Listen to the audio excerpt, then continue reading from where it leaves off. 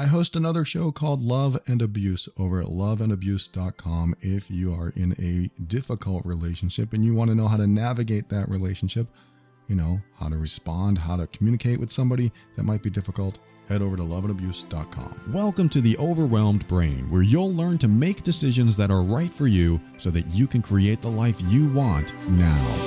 Hey, this is Paul Coliani, and I'm here to help you learn how to deal with difficult people and tackle life's challenges without compromising who you are. And how fast can I say this? This show consists of my personal opinion and is meant for informational purposes only. Always take a professional for your mental health and well-being.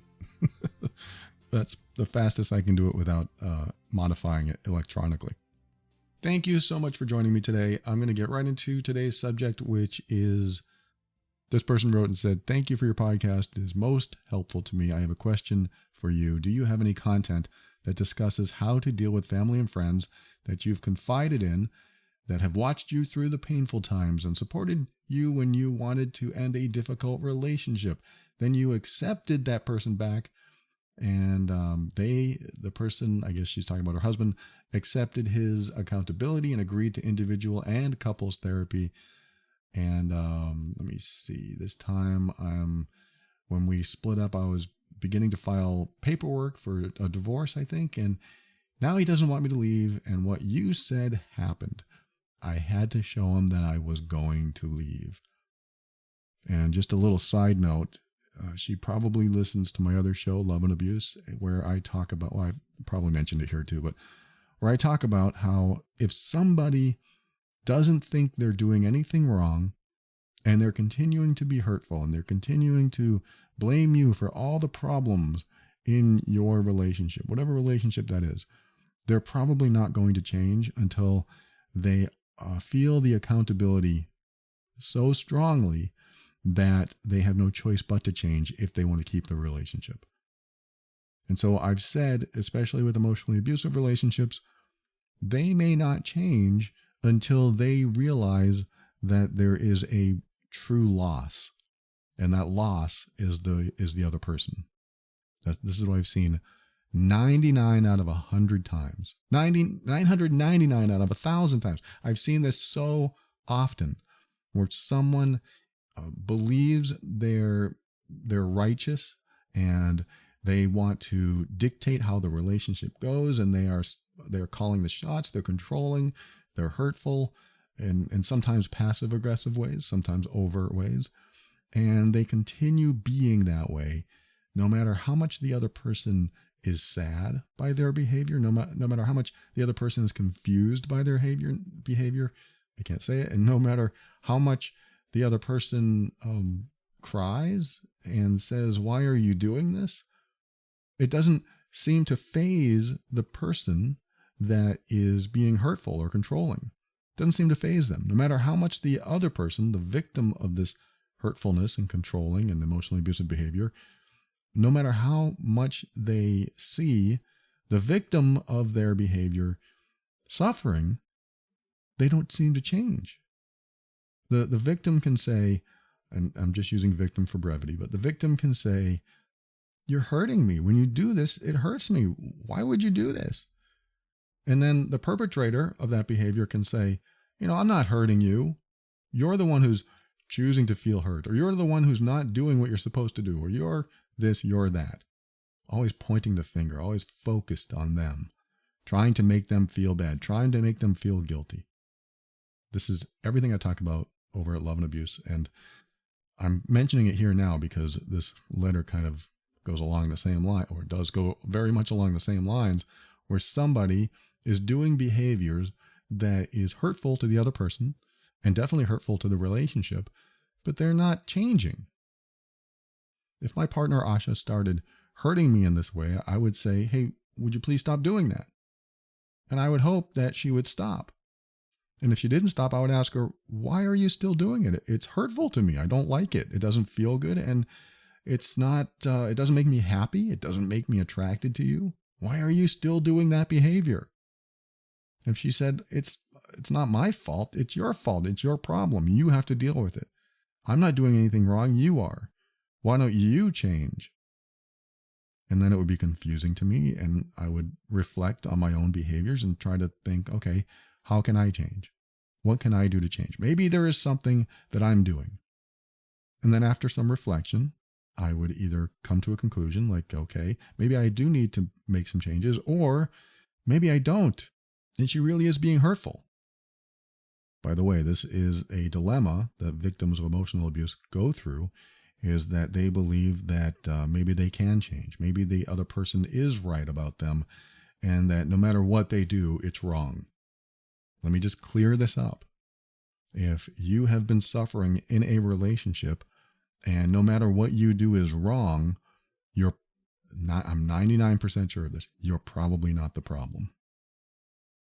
If everything you do is wrong, I'm just going to say it. You're not the problem. I'm going to go 100% on this. If everything you do is wrong, you're not the problem. Now, the emotionally abusive person is going to say, that's me. They think everything that I do is wrong. So yes, things like that can be turned around on you. But the big difference is, which I also talk about on the other show, is that the victim of abusive, hurtful, controlling, manipulative behavior will reflect and ask themselves, what can I do differently?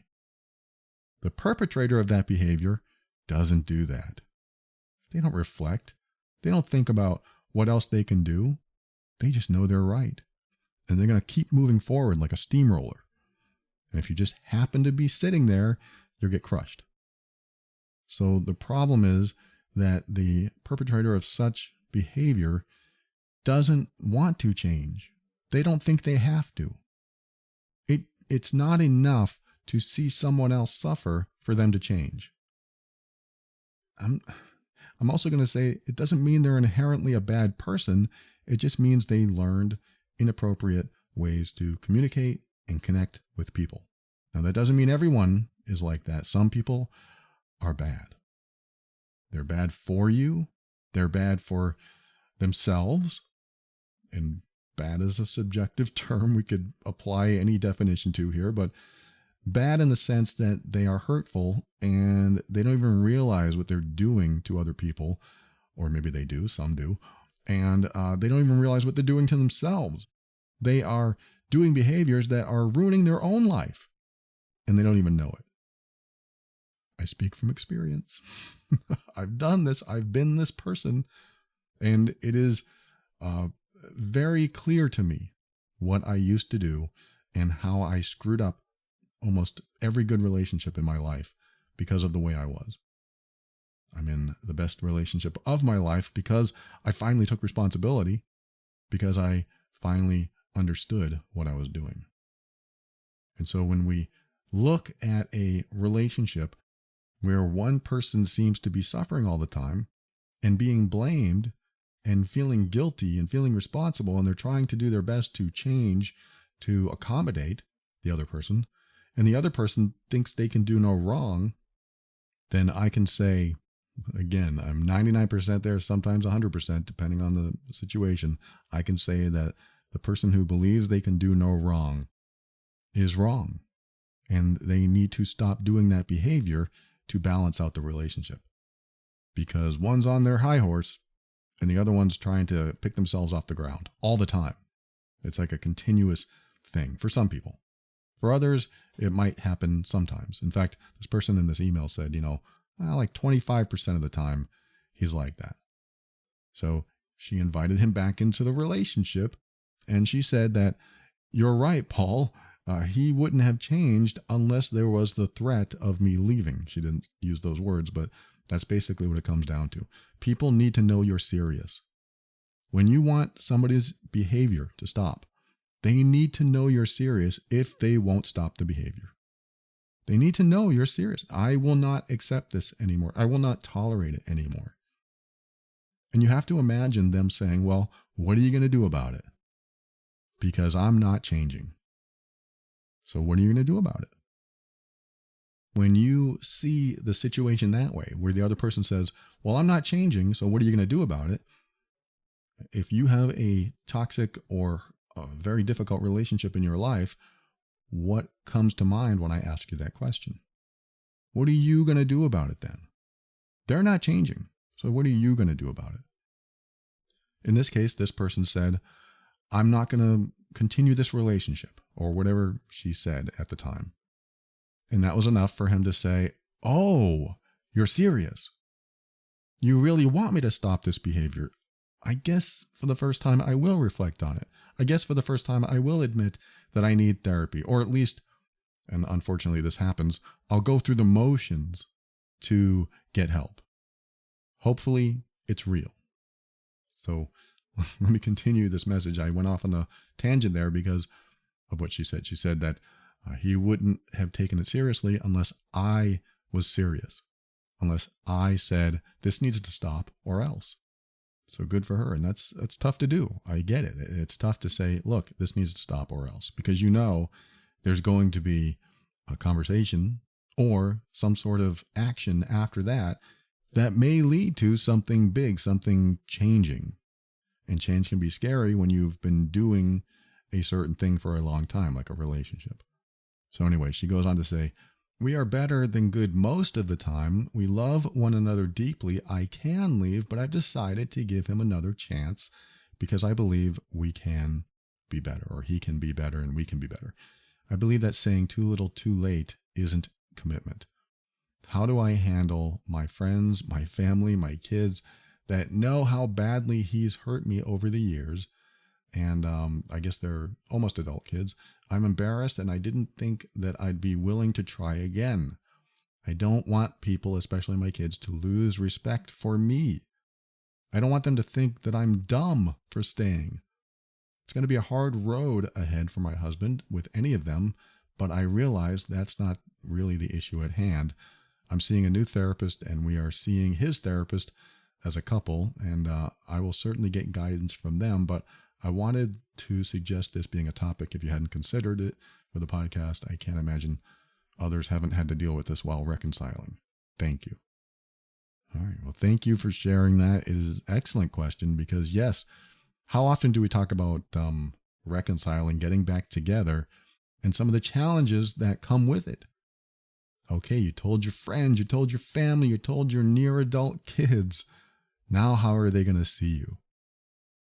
So here's how I look at this. In fact, I just answered a question in the Facebook group, the Overwhelmed Brain Empowerment group on Facebook.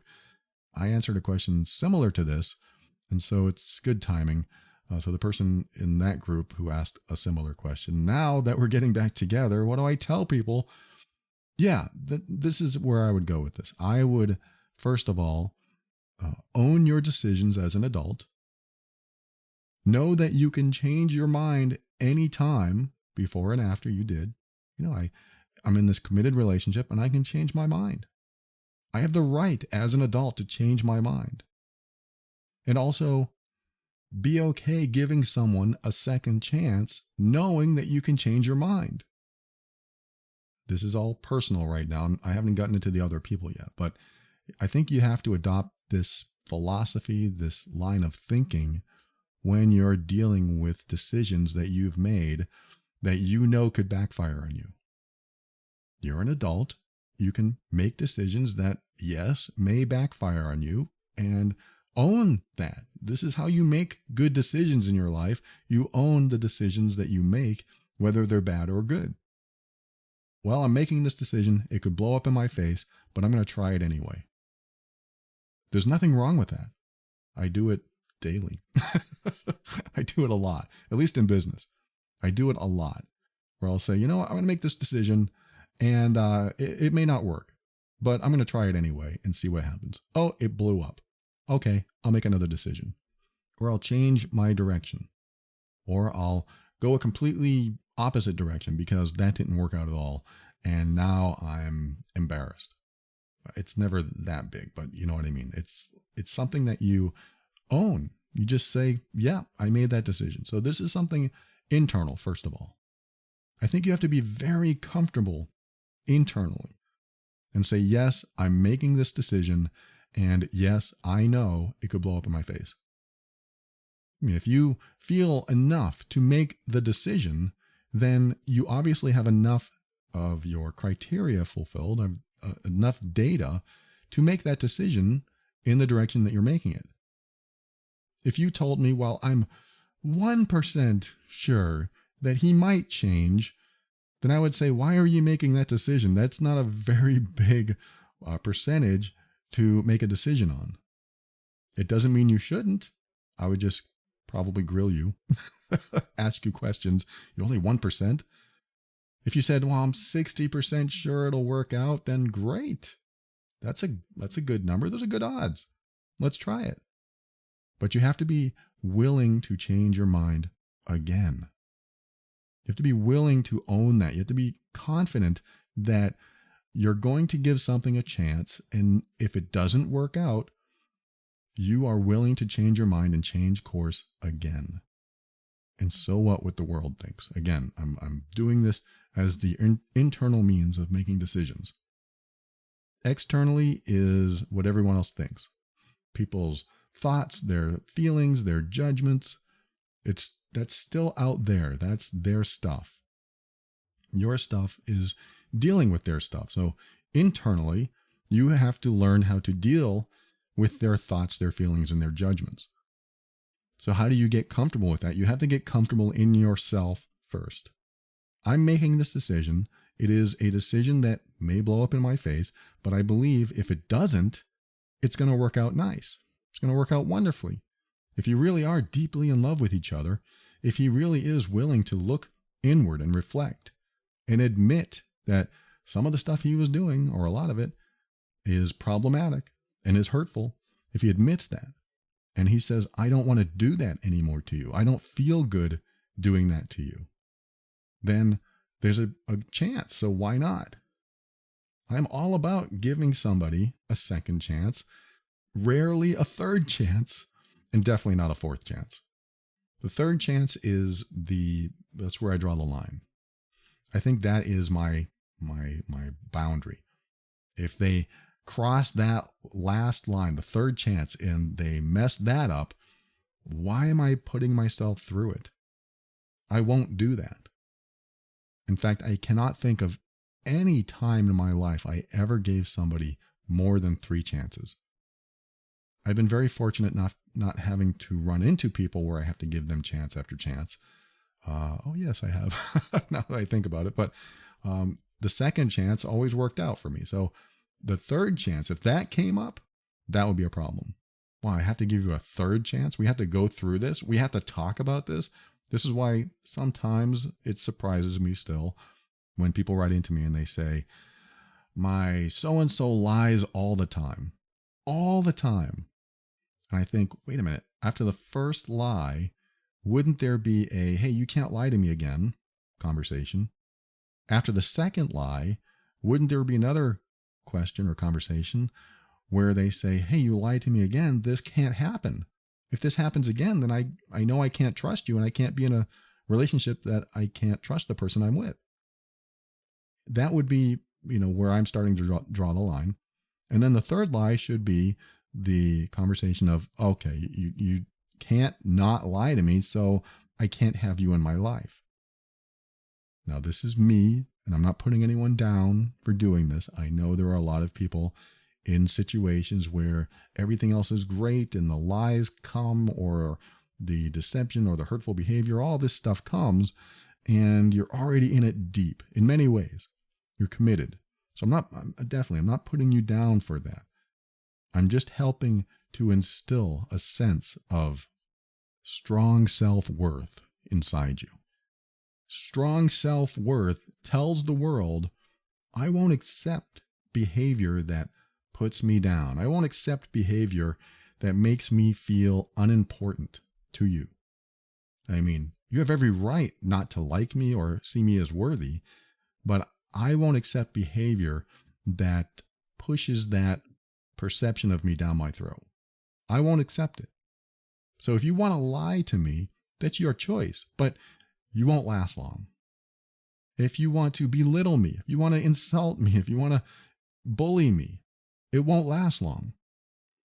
First strike, second strike, third strike, you're out. I think that's a nice philosophy to live by because it keeps the toxic people out of your life. But again, I say that having different resources than other people. I am willing to walk away. I'm willing to lose money. I'm willing to lose my home. I've been at the bottom of the barrel, and I'm willing to go through all of this for my self-respect and to own my self-worth. And I don't say that because I would ever want to do that again. It's scary. I don't like it. It sucks. But I am willing to do that if somebody crosses the line so much, and I have no choice but to do that because I want to remove them from my life, because that external force is coming down on me hard and I don't like it. I won't accept somebody continually chipping away at me. So I'm willing to take bigger risks with my own life to get away from them. And not everyone's prepared to do that. Not everyone has the resources to do that. And some people have kids, and some people have other obligations, and some people are very stuck in certain situations.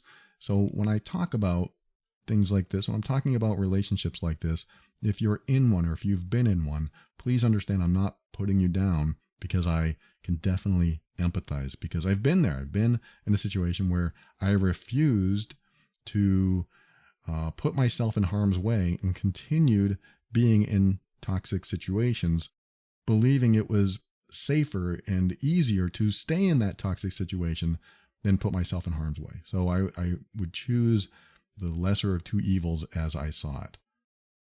What ends up happening over time, as you build your self-worth and as you build so much respect for yourself that you refuse to allow disrespect in, you disallow that kind of behavior. You disallow those kind of toxic situations into your life.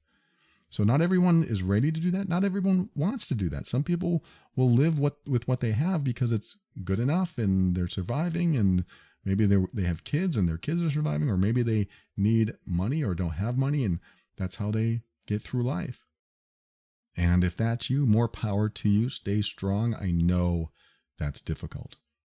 And I also know that when you work on yourself and believe your own worth, believe that you are valuable, and believe that you are worth standing up for and worth fighting for, mentally, maybe even physically, but I'm not talking about that. It can happen. But when you know this about yourself, when you feel this about yourself, you're willing to give certain things up to make sure that your integrity and character stay intact, and that you did everything to protect yourself. Protecting yourself means showing the world that you are worthy of not being mistreated. You are worthy of it. When you can show the world that I will not accept that treatment, they treat you differently, because they're either going to stick around and continue trying to treat you that way, but that wall of protection, that huge boundary wall that you put up, they're never going to be able to cross it. And if they do, you won't put up with it. If they try to, you won't put up with it. So not everyone is in that space. And to get into that space takes a lot of work. Sometimes it takes a lot of sacrifice. Sometimes it means losing something important to you to get yourself back. Because that's what happens, is we start replacing ourselves with another version of ourselves that we're not as comfortable with, we're not as happy with, and it can get this far, we downright hate. If you get to the point where you hate yourself, that's when you know something needs to change. I mean, you should know this way before then, but we don't want to replace who we are with somebody else, especially when somebody else makes us believe that we're not good enough as is. They need to accept you as you. If they don't like it, they should go find someone else. If somebody can't accept you for who you are, then they are the problem. If you do things that they don't like, that's fine. They have every right not to like the stuff you do. They have every right to comment on that stuff. Hey, I don't like that you're doing that. And you have every right to continue doing it, knowing you could lose that relationship, or they could try to control you, try to change your mind. And there's conversations that will be had when that happens, and conversations are also welcome. But what if they didn't accept who you are? What if they choose not to? And instead of honoring themselves and either walking out the door or telling you, hey, look, I can't accept this behavior, you need to change, otherwise I can't stick around, which is also fair. What if they instead try to control you, try to manipulate you, try to make you feel bad, try to make you feel guilty? All those thoughts and feelings and judgments that come out of them to show you that you're not acceptable. You're not worthy as is. If they do something like that, you have a choice at that moment. You may not see the choices in that moment or feel comfortable making that choice in that moment. But when you own who you are and you feel comfortable in who you are, then it's a lot easier to say, no, that's not right. Either you accept me as who I am because, you love me or you care about me, or you don't. But if you don't accept me, you can't do this other behavior to try to change me. You either accept me or you don't. And if you don't, then what it comes down to is really not my problem. Your inability to accept me is not my problem. So make up your mind. Just kind of making up this scenario, but I want to make sure that you're not replacing who you really are with somebody else, which is a fabrication. You're making something up to appease someone else. You don't want to make up who you are to somebody else unless, and this is my only caveat here, unless it improves your life, you're happier, you feel better, and it improves the relationship, and everyone's happy as a whole. And what I mean by that is, let's just say that somebody say, hey, look, I can't stand that you smoke all the time. I always use a smoking example because there are two different sides typically. And the smoker is going to say, but I love smoking and I don't want to quit. So either accept me as a smoker or get out of here. Let's just say that was the conversation. I don't want to get out of here. I love you. I just don't want you to smoke. Well, that's too bad. That's who I am. That's who I'm always going to be. Too bad. So the other person says, okay, fine. I don't want to be with a smoker. Live your life happily and smoke all you want, but I can't be around. What? You're leaving? Are you trying to manipulate me? No, I want you to do what you want to do. This isn't a threat. It's me honoring myself because I don't want to be around smoke. I don't like the smell. So do your thing. I don't want to change you. I don't want to control you. I am going to do my thing and you're going to do your thing. So the smoker says, oh, gee, I really love this person and I have thought about quitting, or maybe they haven't, but maybe I should think about quitting because this relationship, it's more important to me than smoking. And that's a personal decision, but this person, the smoker, may come to that decision. This relationship is more important to me than smoking, and I really don't need to smoke, and I know that it's harmful to me, but I keep doing it. I know it's harmful, but I keep doing it. Maybe I should quit. Maybe this relationship is more important, and it's a good thing to quit. And so they quit, then they get back together, and maybe it works out. Or maybe it doesn't. Maybe the person who smoked feels like they were coerced into it. And so they start smoking behind their back, and then it turns into a whole thing again, and the relationship fails. But that's not my point. My point is the person who smoked, let's just say that they have been thinking about quitting and they quit, and then these two people get back together and life is happily ever after. That can happen. This is when there's a benefit to changing, not necessarily for someone else, but because the other person is inspiring them to do so. So someone who smokes, who chooses to quit, can see that other person as inspiring them to do so. It doesn't have to be because that other person coerced me or controlled me. It can be because they appreciate that person's perspective and they have now adopted that perspective themselves. Hey, it is healthier. Maybe I should do that. And to all the smokers out there, if you smoke, I'm not telling you to do it or not do it. I'm just using this as an example where some people are polar opposites. So this is what can happen.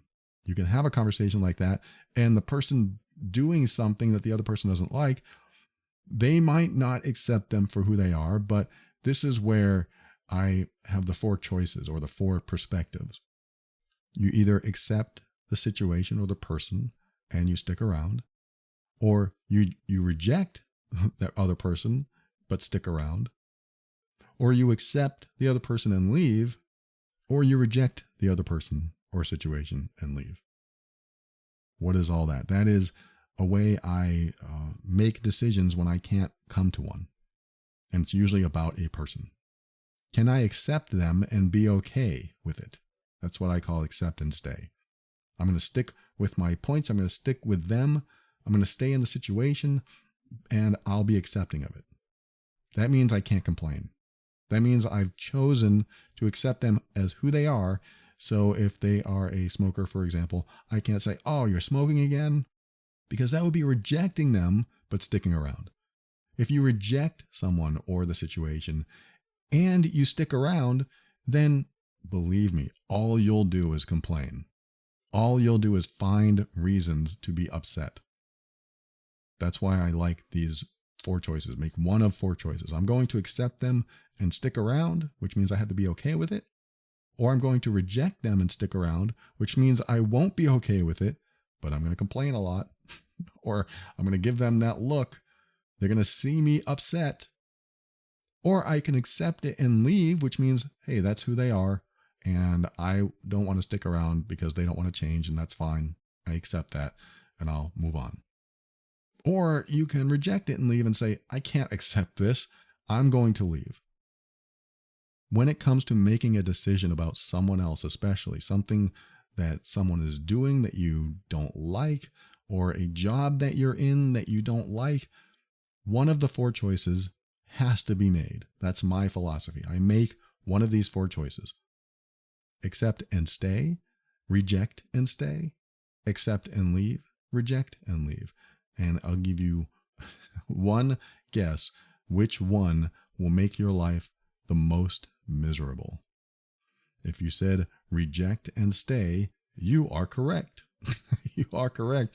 It will be miserable to reject a situation or a person and stick around. It makes you miserable. That's why I love the 4 choices, because once you make one of them, you are taking responsibility for your life. This is all about personal responsibility. I'm going to take personal responsibility for what happens next because I've chosen 1, 2, 3, or 4. So let me actually answer the question that was presented to me. Person wants to know, what do I tell my friends and my family? The whole first half hour, the whole first half hour that I've been talking to you, and especially to this person, was strengthening you from the inside out first. Because now we have to deal with the outside in. Now we have to deal with the externals. The externals are the people that know the decisions you've made and have made their own thoughts, have provided their own judgments. They are dealing with their own stuff about what happened. They probably care about you very much. And now they're looking at you, at the decision that you made to let this person back in that you told them was so awful. So keep this mental and emotional strength inside of you as you share what you're going to share with them, which is, I have decided to give this person another chance in my life. And I know it sounds like a very dumb idea, and I realize that it could blow up in my face. Remember I said that before. It could blow up in my face, but I'm willing to take that chance because if it does work out, then it could be great. And yes, he's done and said stupid things. He's done and said hurtful things. I know this. And I finally feel good enough in myself to be able to address that if it happens again. Because if it happens again, and this is an important part, they need to know, the person you're telling, they need to know what you're going to do about it if it happens again, which means you have to be prepared to do that thing or things that you're going to do if it happens again, because if it happens again, those people are going to be watching. So approaching someone saying, if it happens again, this is what I'm going to do. And then you follow through if it happens again. So what I mean by that is they need to know that you have a plan. I'm going to let this person back into my life. And he's not going to have it easy because I am now aware of those behaviors. And when I see those behaviors, they will not be tolerated. I will make sure that I put him in his place, or whatever your words are. I will make sure that that doesn't ever happen to me again, because if it does, he's not coming back. So this is his opportunity. I am giving him a second chance. And this is something that you're teaching your kids, by the way. I'm giving him a second chance because he is trying to become a better person. He is trying to improve himself. He knows he did wrong. But Mom, you said all this stuff and he didn't believe he did wrong then. And maybe he's just lying, because this is what you're going to hear. Maybe he's just lying to get you back. Don't disagree with them. Say, yes, you're right. He could be. And I'm going to be very conscientious of that because I don't want somebody like that in my life. What you're doing is you're telling them you have new values now. You have new boundaries now. And you can also say, I made some mistakes while I was in that relationship. I allowed certain things to happen. I allowed hurtful things to happen. I allowed him to do these things to me, which is probably not true at all because it's not like you allowed them. I mean, you probably were very resilient and very tolerant of bad behavior, hoping he would finally change, and he didn't. So it had to come to a breaking point.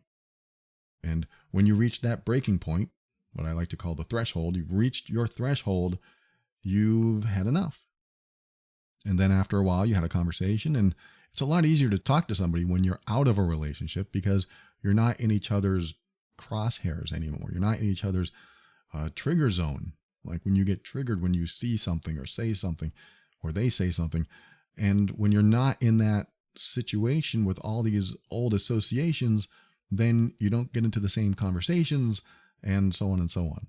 And so you're not in that same environment, which helps you clear your head. The fog lifts and you can see things a lot more clearly. And that's something else you can also convey. I see things clearly now. I didn't see these things before.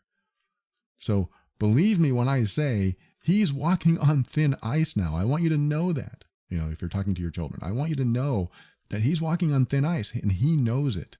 I'm going to make sure that he never crosses that line with me again. So what they're seeing in you when you talk like this, when you present what's happening to them, this situation, they're seeing a strength inside you that maybe they didn't see before.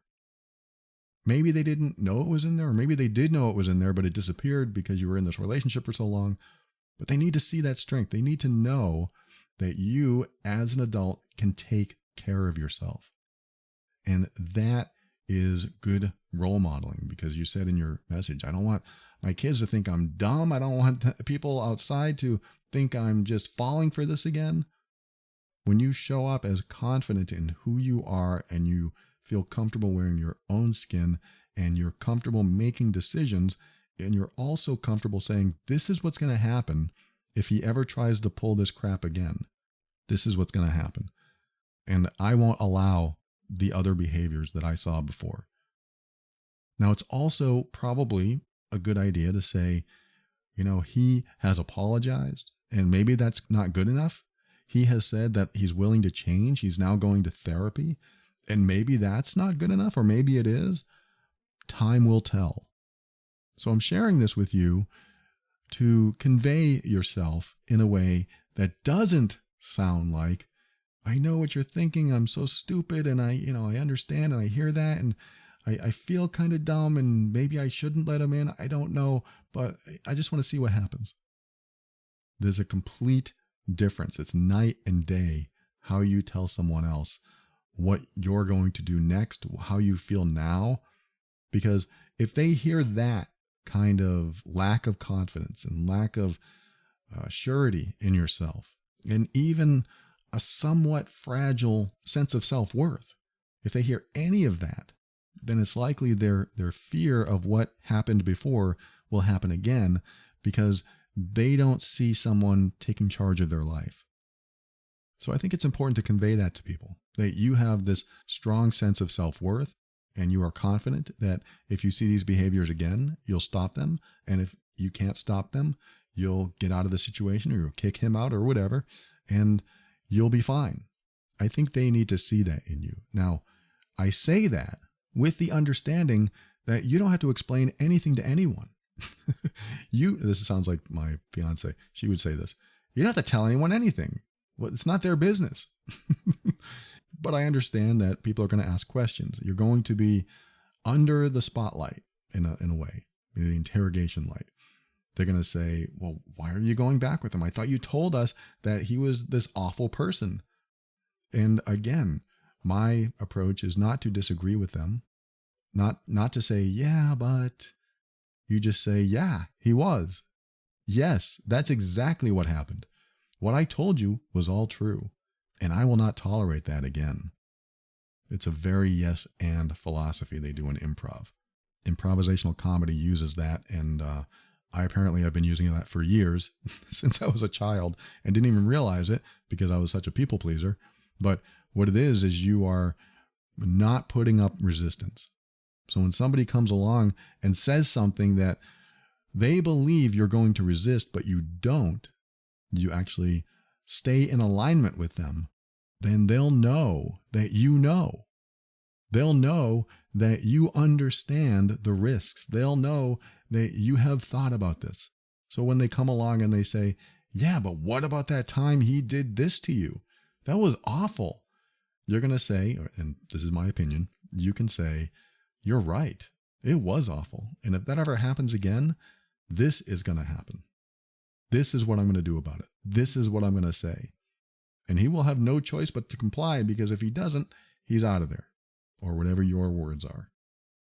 So that's my approach when you have to explain to other people about the decisions that you're making. Not that you have to explain anything to anyone, because this is your life. You're an adult. You can make decisions. You can change your mind. You can make commitments. You can say, that didn't work out. I'm going to do something else. And then you can say, I'm going to try again. It's your life. You can do all of that. But I understand real life involves talking to other people and sometimes having to explain your actions and not wanting to look dumb and wanting to be a good role model for your kids and showing them right from wrong. And like I said before, when you give somebody a second chance, that's also good role modeling, as long as you follow it up with, hey, they only get a second chance or they get one more chance after this and that's it. And then you follow through. That's good role modeling. So if you're worried about your kids learning the wrong thing, or, you don't want to show your kids that they have to tolerate abuse. And the good news is you put an end to it. Whatever situation was going on with you, you said that it was like partial emotionally abusive and partial other stuff. Whatever was happening in your relationship, you're showing your kids, no, I won't tolerate that. I won't tolerate that. And that shows them that they shouldn't tolerate those things either. And then you're in a situation where, okay, I'm going to bring this person back that put me through this stuff, but they only get one more chance. Or I'm going to put a stop to it if they do anything like that. And they need to feel that too. So if this is more about your kids and even your friends and trying to show them that you got this, you have to feel it. I got this. And then they can choose to believe you or not. They may not, but they have to see the confidence in you that you'll put a stop to anything that is harmful to you. And those that love you and appreciate you are going to honor you, honoring yourself. They're going to honor you and your position and the decision that you made. And they may not like it, but the way I define love is that you support someone's happiness, even if the decisions that make them happy you don't agree with. So your friends and family, hopefully, they will love you by showing you they support your decisions, even if they disagree with them. And I also understand that they now know about your history. They know about his behaviors. So they have to see that you are extra vigilant about watching what happens to you next, so that they don't feel they have to watch out for you. I hope that gives you something today. Thank you so much for writing. Stay strong. It sounds like you got this. It sounds like you might be able to handle this, but just in case, I hope something in here helped today. I appreciate you. Thank you for writing, and thank you for listening to another episode of The Overwhelmed Brain. I want to thank our patrons of the week. Lisa. Lisa's the first one. You are new, Lisa. Thank you for joining the patron program that helps to financially support the show. She had the resources to give back, and that's what she's doing. Thank you so much. I appreciate you. And all these other patrons have been giving for a while. Christy, Adriana, Sandra, Holly, Deborah, Tammy. Thank you for your support. I am very grateful. And thanks again for joining, Lisa. And these patrons value the show, and they had the means to give back. So if you value the show and you have the means to give back and you want to do that, head over to moretob.com, and there are options to do that over there. Thank you again, patrons. I am very grateful. And for a show on how to deal with the difficult relationship, probably a lot of those out there, head over to loveandabuse.com. That's where I talk about a whole lot more stuff that make relationships really difficult, more difficult than they need to be. Loveandabuse.com. And if you know you're the difficult one in the relationship, I created a comprehensive program to help you stop doing that, stop being that way. It's for emotionally abusive people that want to change. It's over at healedbeing.com, and a lot of success stories over there. And finally, thanks to Kevin McLeod of Incompetech.com for some of the music transitions in The Overwhelmed Brain. And for my final thoughts, I remember a situation that happened with me and my fiance, Asha. It was about, 4 years ago as of this recording. I had to stop one-on-one coaching. I was doing that for several years. And even before I started the podcast, I had done that for quite a number of years. And I had to stop because I was running out of time, and I was trying to create programs and materials and create podcasts that will reach many people instead of just one. So it was either a one-to-one model that, that was my business right there, or a one-to-many model where I can reach the masses. And that's what I decided to do. I told Asha that I'm going to stop coaching. And her face, she said, "What? That's a major source of income, and why are you doing that? That's scary to me." And it was one of those decisions that I knew I could fall on my face if I made it. I knew I could fall flat on my face because I didn't really have all of the materials in place to just start selling workbooks or courses or anything like that.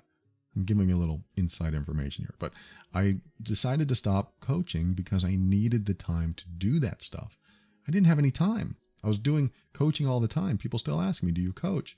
And unfortunately, I don't have time to do one-on-one coaching anymore because I am so involved with the online support groups and Facebook groups and online courses and all the workbooks I create and all the podcasts, like I said. So all of these things have now taken up my time. But when I first made the decision to stop one-on-one coaching, which was hard because I really appreciate and enjoy working with people, I told Asha, and she was very scared. She said, "Well, that's a very bad idea." Or she said something like that. "Why would you do that? That's something that you are, that brings in money into the household. That is how you make a living." This is a conversation that we had to have. And again, I knew I could fall flat on my face. I knew that could stop that source of money from coming in and be really difficult to recover from if I never was able to sell anything ever again. There were all kinds of fears involved. And because of those fears, I could have said, "Okay, you're right. Let me go back to coaching." And, I would have enjoyed it. But at the same time, I wouldn't have been able to do all this other stuff. Maybe not even this podcast. There's just so much time and energy that goes into it. Even a 1-hour coaching session took me 3, sometimes 4 hours.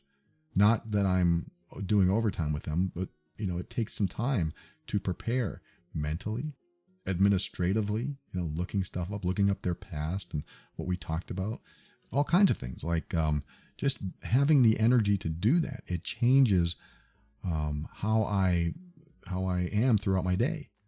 So if I have a coaching client coming up, I have to be mentally prepared for that. There's some prep work and then some wind down work that I need to do. So it took a lot, and it didn't take it out of me. It just took a lot of time. And I remember Asha saying, "You're always so jazzed after a coaching session. You're so happy. You feel energized." And I said, "Yes, people energize me. Even when we're talking about the hard stuff, they energize me because it's nice to be in a conversation with people. It's nice to be in rapport with them. It's nice to help them get through their challenges. And it did. It jazzed me up and it got me energized. But there was a point that I knew I needed to cut back, which I did. I started cutting back and then eventually stopping the one-on-one coaching and moving toward a one-to-many model.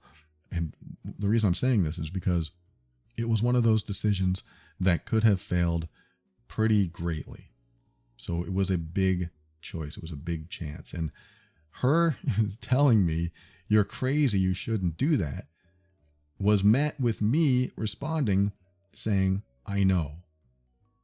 No resistance. It's just saying, "I know, it is crazy. You're right." And I wasn't trying to manipulate or anything like that. I agreed with her. It is crazy. I shouldn't do it. You're right. I shouldn't do it because this is a known source of income and it is something that is really helping us get through life, paying the bills. And I decided that I'm going to stop that. And that's a huge decision. But I owned it. And owning it meant that if it fails, I will get back up and do something else or go back to it. I could invite that back into my life and be okay. I had a plan and I felt confident in that plan. I conveyed to her, "Hey, if this fails, don't worry about it. I'll just start coaching again." Does this sound familiar? This is exactly what I was telling the person who wrote. "Hey, if it fails, I'll get rid of him." I didn't say that, but if it fails or he does this behavior again, he's out of here. I said something like that. And this is how I conveyed my decision. This is how I explained my decision. Because she's involved. She's part of my life. We are together. And yes, my decisions affect her. She saw my surety. She saw that I had a plan. She saw that I had a way to pick myself back up if I fell. I think that is probably the most important part of all this, because some people are going to be afraid of the decisions that you make, and you might have to explain to them why you're doing it and what your plan is. You may not always have a plan. You may not know what you're going to do. I've made those kind of decisions too. And I've decided that sometimes you have to fall to figure out what you're going to do next. I'm not giving you this advice. I'm not saying that you have to follow this. I'm just saying that in my life, I've chosen to make decisions that I know could fail and that I would have to figure out what to do next if I did. But that helped me to make decisions instead of staying in indecision. That helped me make decisions. That's not the wisest thing to do. I agree. But I have to look at my present and what is happening today. And do I like it? Do I want it to continue? Do I want to continue this indefinitely? That's how I make decisions. Do I like what's happening today? Can I be okay with it? Can I be happy? Can I accept and stay? Or should I change things? Should I reject and do something else? Should I tell myself, no, this isn't acceptable, so something needs to change? And then actually make the change, whether I know what's going to happen or not, whether I have a plan or not. Because I make those kinds of decisions too. Not so much anymore, but I used to. I've made decisions like that in the past where I don't know what I'm going to do, but I have to make this decision because I don't like the way things are going now. So now I'm going to make a different decision. I'm going to change course. And when I change course, we'll see where it takes me. We'll see what my new destination is. So far, so good. I've fallen, but I've learned how to get back up. And I learned a lot because of the fall. This is what I've learned, is that falling, or at least the act of getting to that place where you do fall, where you do fail, is a huge process in learning what you do need to do. And sometimes you don't know what you do need to do until you make the decision and you fail. So that can really mess with your head. And if you don't know what to do, or you're afraid of what's going to happen, you may never make the decision, which means you will never learn what decision you need to make next. And that keeps you stuck. That's how you get in a rut. I don't like ruts. I like to get out of the rut. And so hopefully you do too. Hopefully you don't stay in any rut. But if you are in a rut, just as a reminder, keep an open mind. There are always things that come along and choices that we make that might start to help us take one step toward getting out of that rut, toward creating the life we want. Always take steps to grow and evolve, because you are powerful beyond measure. And above all, and this is something I absolutely know to be true about you, you are amazing.